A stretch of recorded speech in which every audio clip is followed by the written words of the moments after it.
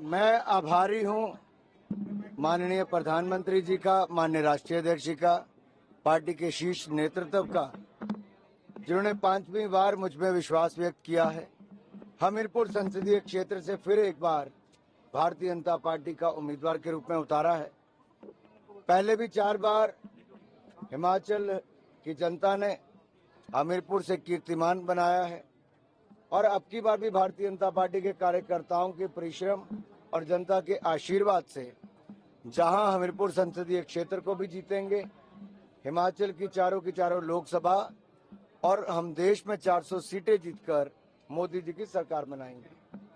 तो आज से आप कैंपेन शुरू करेंगे चुनावी कैंपेन। सर, पिछली बार आप 5 क्या होंगे? आप 4 लाख से ज्यादा जीते, क्या इस बार रिकॉर्ड तोड़ होगा? कांग्रेस जिस तरह से हमलावर है कि बेरोजगार। भारतीय जनता पार्टी ने विकसित भारत का संकल्प लिया है और संकल्प से सिद्धि तक ले जाने के लिए मोदी जी की सरकार की स्थिरता, निरंतरता बहुत आवश्यक है।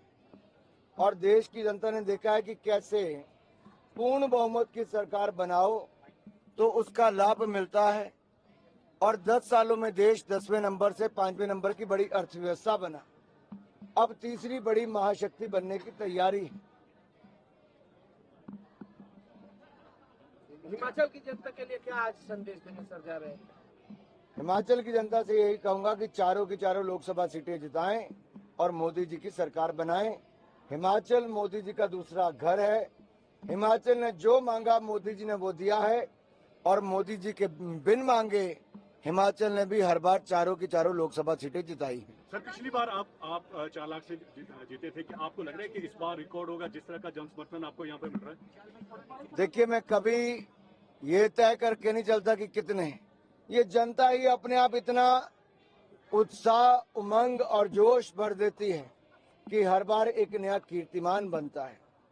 और इस बार भी आपने देखा विजय संकल्प यात्रा में उत्साह और जोश अद्भुत था। एक अलग ही नजारा देखने को मिलता था। इसका मतलब जनता ने कमर कस ली है कि फिर एक बार मोदी सरकार बनानी है।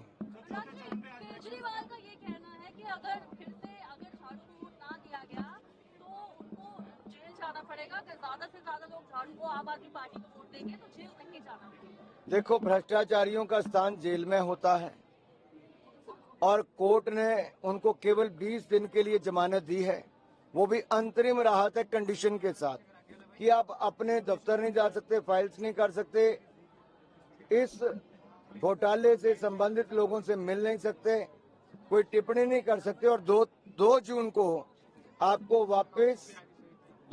आपको वापस जेल जाना पड़ेगा। और कल भगवंत मान जी कितना मुस्कुरा के कह रहे थे कि 2 तारीख को अरविंद जी जेल वापस जाएंगे। खड़गे जी का कहना है कि अगर मोदी जी वापस आते हैं तो ट्राइबल, दलित सभी को फिर से जो है वो स्लेव बनना पड़ेगा। इसके ऊपर आपका रिएक्शन क्या है? देखिए, कांग्रेस ने संविधान निर्माता बाबा साहब अंबेडकर को अपमानित किया और पॉलिटिक्स से बाहर किया, चुनाव भी हरवाए।